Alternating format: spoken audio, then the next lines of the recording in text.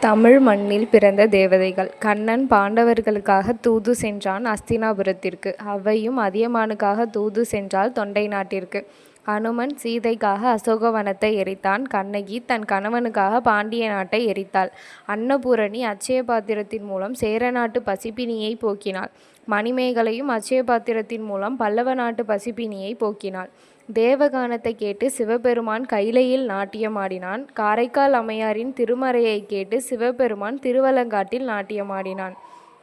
பாஞ்சாலி கௌரவர்களை கொன்று தன் கூந்தலை முடித்தாள். நவீன காலத்து பெண்களோ தன் குடும்பத்தை காப்பாற்ற கூந்தலை முடிக்கின்றனர். தேவகன்னிகள் தேவலோகத்தில் மட்டுமல்ல, தமிழ் மண்ணிலும் பிறப்பார்கள். அதனால்தான் தமிழ் மண்ணில் பிறந்த பெண்களை தேவதைகள் என்று கூறினேன். தேவதைகள் இந்த மண்ணில் பிறக்கும் வரை அவர்களை வர்ணிக்க என்னை போன்ற கவிஞர்களும் கவிதைகளும் தமிழ் மண்ணில் பிறந்து கொண்டே இருப்பார்கள்.